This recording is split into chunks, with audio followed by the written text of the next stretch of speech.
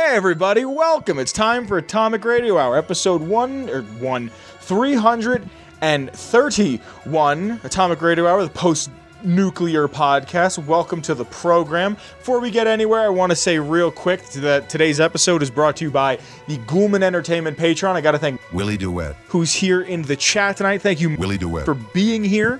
I got a show planned for you. How's the holiday season treating you? I just realized this is the second to last, the penultimate episode of 2024. This will come out on the 21st, and then after that, the 28th, and that's it. That's the year. So there's some things we got to talk about. Next week, being the last one, is going to be... Next week should be the episode. It's going to be weird because I have a couple of other things that I got to take care of episode-wise. But next week's is going to be Kyle and I sitting down and going over our favorite stuff from the year that we've been doing for like 4 years, I want to say, at this point.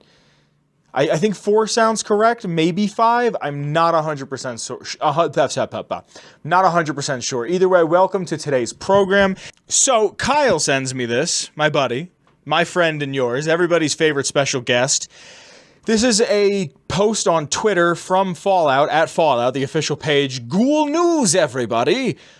Press previews of the player Ghoul experience arrive tomorrow, and the public test server opens 12/20. Happy Ghouly Days.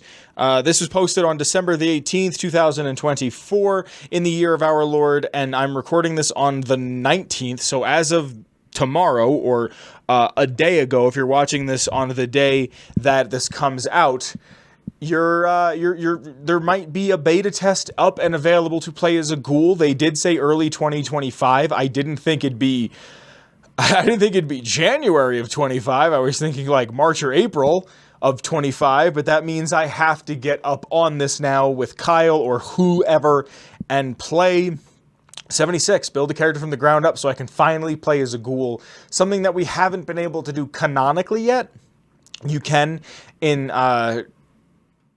Brotherhood of Steel, the PS2 and Xbox game, you can play as a Ghoul, but you can't do it in any other game. It's something that I've wanted since I first played Fallout 3, when I really, really started to love who Ghouls were and their culture, because it's the first Fallout I've ever played, and it's my favorite game in the series. From that point, I've wanted to play as a Ghoul for just the bigotry that they face and seeing how that could be put onto the player character, how the world can change, your perception of the world can change. If they could get this to work in a mainline game that isn't 76, where you're a silent protag, if you could Ghoulify characters that you could have loved, characters that you could have really, really grown attached to, you could Ghoulify, and let's say it's an irreversible process. You Ghoulify, and they treat you differently. They speak to you differently. I mean, there'd probably be some way to reverse it because game, but, if you're going to play it the real way, don't change. You got hit with something, act that way. You know what I'm saying? And, here's this character in this one town who loves you and you love, and they have a really sympathetic backstory and you really like them, and then one day you just show up and you're a Ghoul and they're like, yeah, f*** you. I think it would make the world see... I would probably get people to restart their game. Honestly,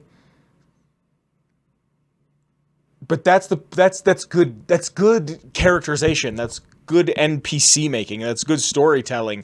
If everybody that you love has some sort of a quirk, I'm fascinated with the idea of a character that you grow attached to, that you really fall in love with, turns out to be a huge piece of shit, and with one little. Oh, that was there the whole time and I didn't see it. Your perspective changes 15 degrees and you see through them like glass.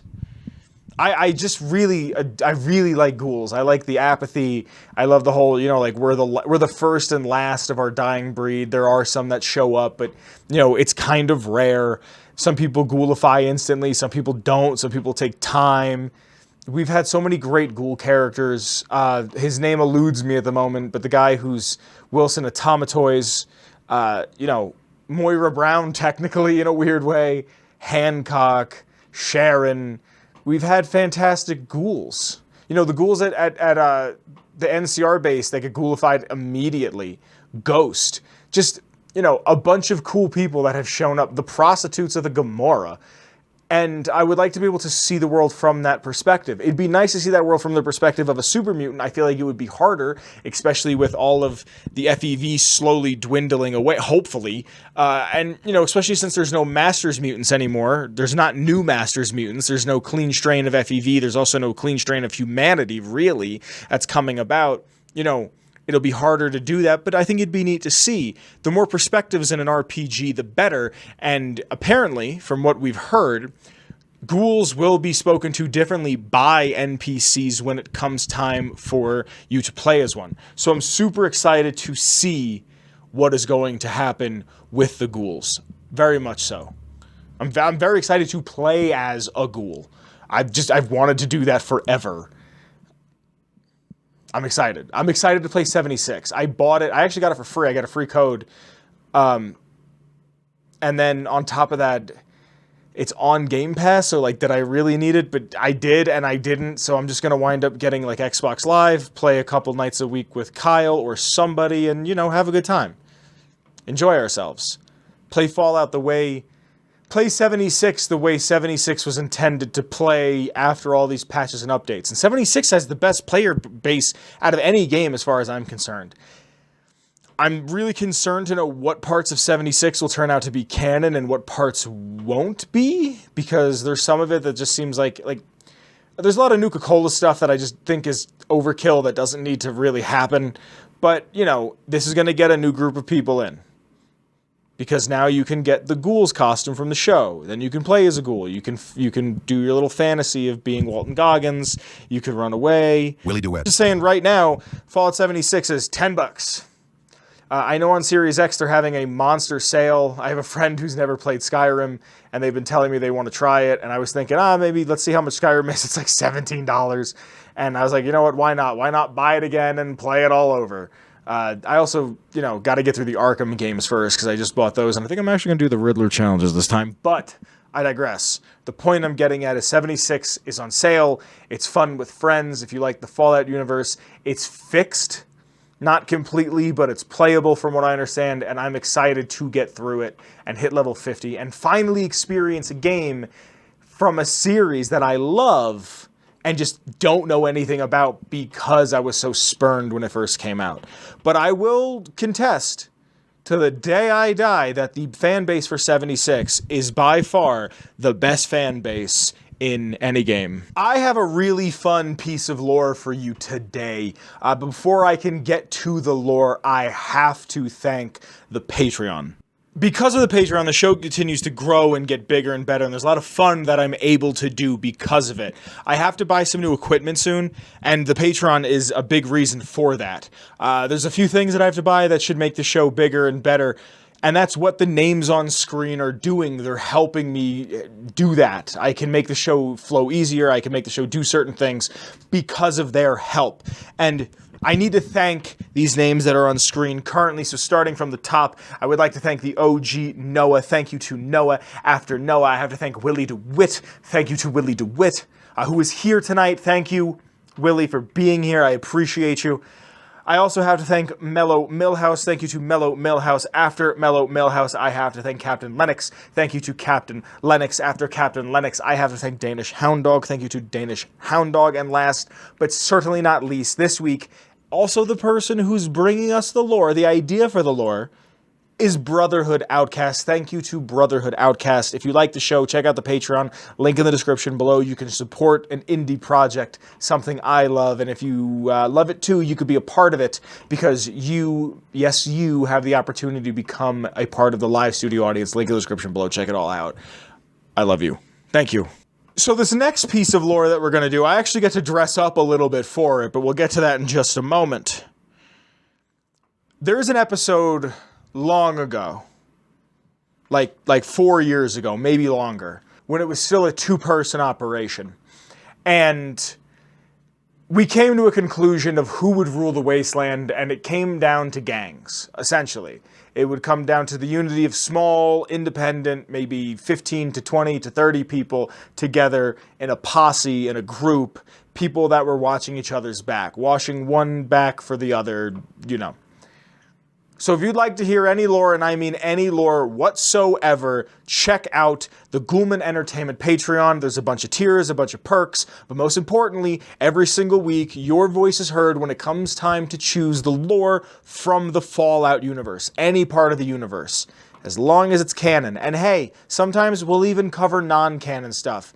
Today, one of those cases. Link in the description below. This week's lore is being brought to you by the Ghoulman Entertainment Patreon, and the idea comes from Brotherhood Outcast on our Patreon. I bring to you the Tunnel Snakes from Fallout 3. Tunnel snakes rule! First off, I'd like to start by saying tunnel snakes rule. It's a scientifically proven fact by science that the tunnel snakes do in fact rule. I'm so excited for this lore segment because I get to wear my tunnel snakes jacket. It's a replica. It's got my own little flair and funk and whatever else on it. I got a patch of my favorite cult on it, and I really hope the jacket doesn't screw with the green screen. But the tunnel snakes rule. All right? Point blank period. Tunnel snakes rule. Scientifically proven by science. On the outskirts of Washington, D.C., the capital wasteland, the Vault Dweller is born on July 13th of 2258. You following me? You with me? On July 13th of 2268, the Lone Wanderer has his birthday party, his 10th birthday party, that is thrown by his friend Amata, his dad, Jonas helps a lot. You know, everybody from the vault is there. He's given a sweet roll by Old Lady Palmer. Andy, the Mr. Handy, destroys the cake. And something really, really important happens at this birthday party. One of the most influential, one of the most important groups, in my opinion, in the entirety of the Capital Wasteland is born on July 13th of 2268. The Tunnel Snakes. They didn't even know that they were going to be the Tunnel Snakes at that point. It was Butch Deloria, Wally Mack, my guy, and Paul Hannon Jr., all sitting around at a table in the dining quarters of Vault 101. The vault that when you're born there, you die there. Now, this little team of ragtag ragamuffins was nothing more than just a couple of kids who wanted to have a group, a name for who they are, for what they are, for who they could be. You see where I'm going with this? They had a bunch of names for what their gang could be called. Paul Hannon wanted to call them the Grease Weasels or the Voltikins. Wally Mack wanted to call them the Mackers or Hell's Overseers. Hell's Overseers goes kinda hard. And Butch Deloria wanted to name them either the Vault Rats or the Vault Snakes, and you can probably see where this is going. The Vault Snakes later became the Tunnel Snakes, which again, it is scientifically proven that the Tunnel Snakes do in fact rule. That is a day, July 13th of 2268, that history was made. And as the years went on, the gang grew and so did their numbers, eventually setting on the name of the Tunnel Snakes. Like I said, they started to wear leather jackets, much akin to the one I have on. Mine's a little more in my own flavor, but you get the gist.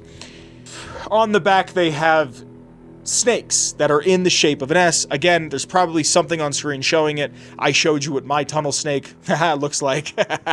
They're inspired by 50s greasers. They got the duck-ass haircuts. They've got pompadours. You know, they have switchblades. They walk around with the leather jackets on top of their vault suits.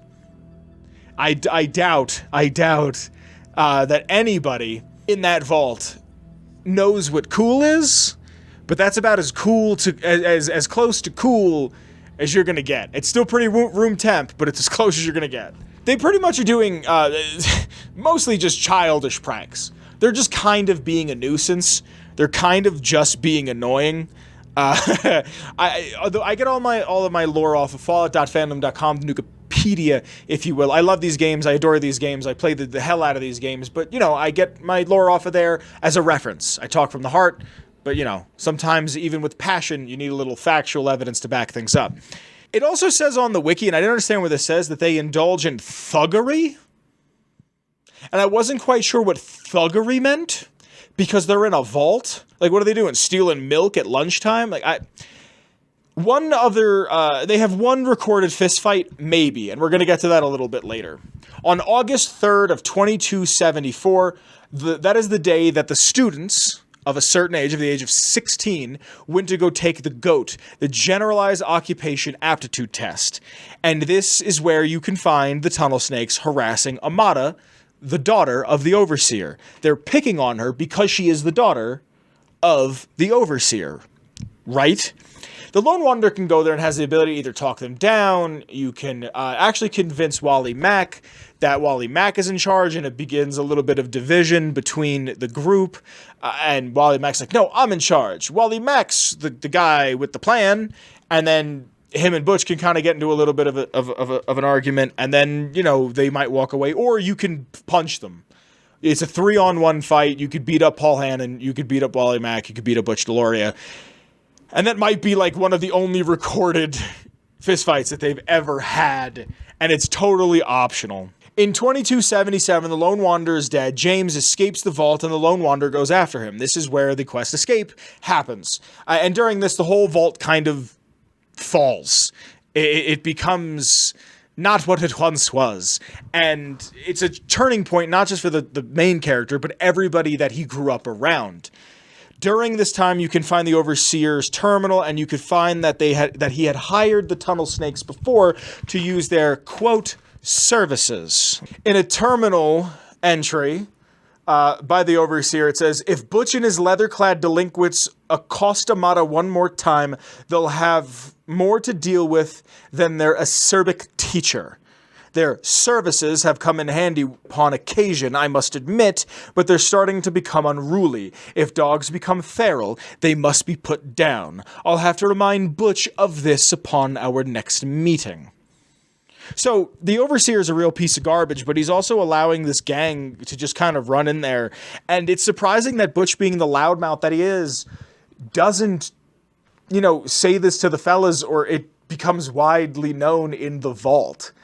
But Butch just wants attention. Butch is a scared little kid with an alcoholic of a mom. And you can say this to him at your 10th birthday party when he wants the sweet roll. You can say to him, why do you want it? Because your mom drank up all the rations again? You know, he'll fight you on it. Because even at 10 years old, he knows that there's a problem in the home. During the Lone Wanderer's escape, Butch can ask him to help save his mom from the rad roaches that have been coming in. They've been tunneling through. They got in when the door was opened. And the Lone Wanderer can say to him, he's like, Butch, do you understand the meaning of irony and how this is an ironic situation? You picked on me in my entire life, whatever. But if you're a good guy and you want to do right by Butch, you can go and save his mom from the rad roaches. And if you do, you become an honorary tunnel snake, and he gives you his tunnel snake jacket. And he says to you, you're the best friend I've ever had. And he's someone, yeah, he's saying it because it's circumstantial, but still, you become a tunnel snake. So you're an honorary tunnel snake. Congratulations. The gang went from 3 to 4. During this escape, Paul Hannon also became badly injured from the rad roach bites, and he succumbed to his wounds. And Wally abandoned the group entirely, and now Butch is the only real member that's in it. He's the only original member. Freddie Gomez joined the gang at some point in time. And then, depending on how you end the Trouble on the Home Front quest, when you get to go back and see what has happened to the tunnel snakes, you can find Butch in Rivet City at the Muddy Rudder, but he doesn't talk about Freddie Gomez or anybody else. And he talks to Lone Wanderer about how he wants to start the tunnel snakes back up. So, assumingly, the tunnel snakes just don't exist anymore except for Butch. And I think it's so funny that this thing that went from 3 friends who were hanging out to just one guy who's just like, I'm going to relive my glory days. Oh, I'll show you a real tunnel snake, Amata. Like, just, I think that's so funny that he's just that pathetic. I also just really like the idea of Butch and the Lone Wanderer becoming like reluctant friends at the end. Like, just being like, Butch, what are you doing in Rivet City? And he's like, I wanted to get out like you. I can cut hair. And then, like, he goes on a trip and, like, slowly hardens, and he's just like, hey, thanks for showing me around. I really appreciate it. I love you. Something like that. That's the only, like, friend or enemies to friends to lovers trope that I would enjoy seeing. And that's why one of my most recent playthroughs, I made sure to go back and get Butch as a companion. And then I started doing a quest and I left him somewhere. And then all of a sudden it told me that he died. And I was like, okay, I guess Butch is dead now. Like, I think I was doing Finding Independence, where you have to find Sydney and, you know, get the Declaration of Independence. And I was like, Butch, wait here, because he kept dying on me. And then he just succumbed to the building. Like, it wasn't even like there was mutants there. I don't think. He just died. Now, the next part I'm going to talk about comes from the Creation Club, so I'm not sure how canon it is, but it's fun. By the time of 2287, Wally Mack left the Capital Wasteland and made his way to the Commonwealth. He tried to do what he knows best, and that's make the Tunnel Snakes anew. He tried to have Tunnel Snakes 2.0. He had a small group that later found the Chestnut Hillock Reservoir, and then they discovered one of the subway cars had a ton of radiation, and Wally Mack, being a kid from the vault, which, you know, Boston to DC is not close, but still, totally dismissed it, and eventually he dismissed it and thought it was going to give him superpowers, and then he eventually just became a ghoul. Him and the rest of the crew are ghoulified. After any of that happened, the Tunnel Snakes had a brief encounter with a group of gunners that drove them from the Fensway station, and they wound up picking up a weapon that you could pick up called the Ultimatum. It's inspired by the original pistol from Fallout 1 that somebody uses. I know it's in the show. I don't remember exactly who has it. It might be Lucy? It might be Maximus who has it. I don't remember, but I do remember the 10mm, or it's a 9, or an 11. It's a weird millimeter of gun shows up, and it's got some cool engravings. It's a unique for this paid DLC, this like paid mod thing that's in it. They developed radiation sickness by this time they got pushed out, and they had succumbed to the radiation poisoning, and they turned ferals, and Wally Mack is now a glowing one. You can kill him, you can get a couple of Tunnel Snake outfits, you can get the unique weapon that you are given that they had taken from their encounter with the gunners, and that's pretty much all we know about the Tunnel Snakes in the Fallout series. I would love to see this show up again. Fallout 5, it'd be nice to see Butch like with a beard and developed, and he's grizzled, and he's like, I just still love cutting hair.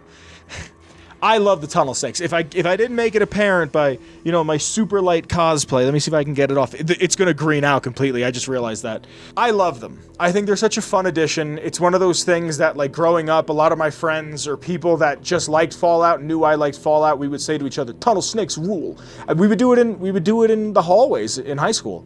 I remember Olive and I used to look at each other and go, Tunnel Snakes rule. And just, you would yell that. It was just a thing. It was a thing that we all kind of clamored around. It was a thing that we called our own. So I was happy when I bought a leather jacket and I got a snake patch and I put it on the back.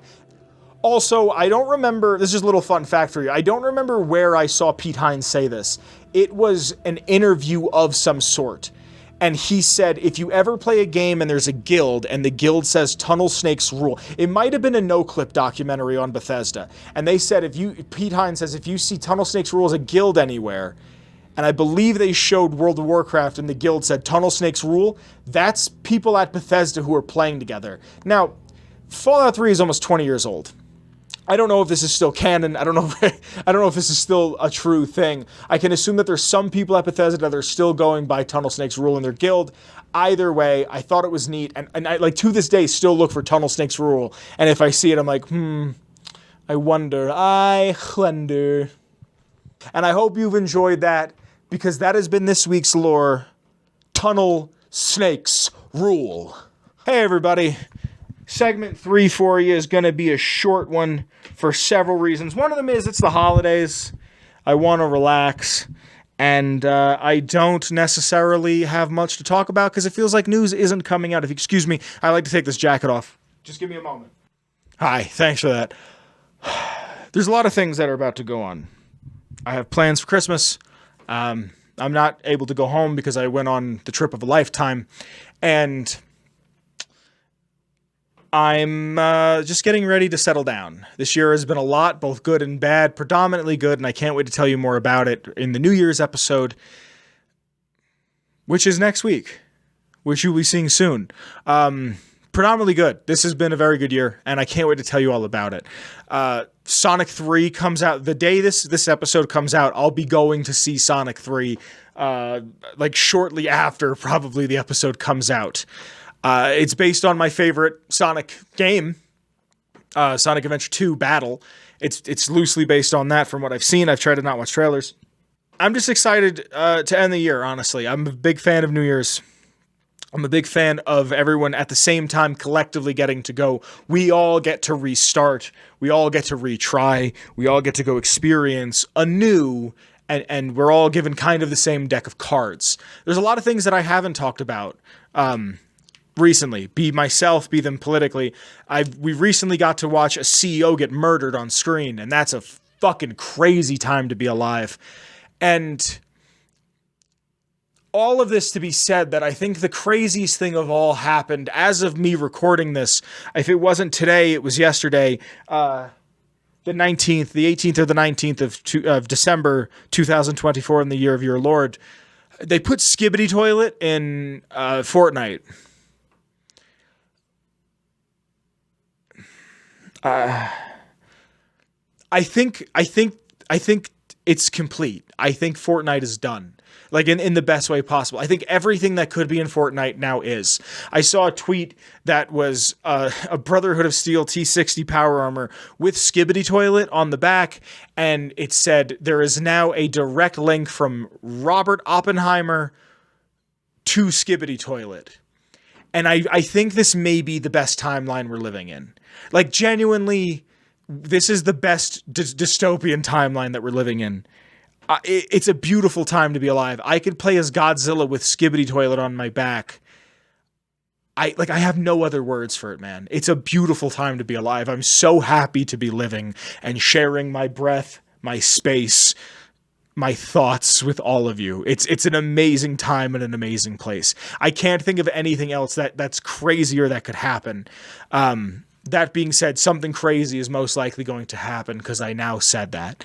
That just seems to be the way things are. I hope you guys have enjoyed this episode. It was a lot of fun. We got to dress up. We got to talk. We got to hang out. Got to talk about Skibbity Toilet more than any adult. I'm almost 30, and I know what the fuck Skibbity Toilet is, and that's a problem. Anyway, I hope you guys have enjoyed the episode. My name has been Vince. This is Atomic Radio Hour, the post-nuclear podcast. I want to give a quick shout out once again to Willy DuWitt, who is in the audience tonight, and that's because of his Patreon subscription. If you like the show, check out the Patreon, link in the description below. The intro music is by the one and only Shane Ivers. It's called Feather Duster. All of his heaters, Feather Duster, and all of his free music is at silvermansounds.com/free music. In the description below is the link to my Twitter, the show's Twitter, Kyle's Twitter. Also, there is a link to the Redbubble. Go ahead and check that out. There's a bunch of fun down there. I love you. Thanks for sticking around. I hope you're well. I hope you're thinking about the future. Merry Christmas. Happy New Year. I'm still going to see you next week, but this one comes out right before Christmas, and the next one comes out right before the New Year. I love you very, very much, and I'll be seeing you very, very soon. Take care. Be safe. I love you. Bye. Atomic Radio Hour Podcast. A Ghoulman Entertainment production.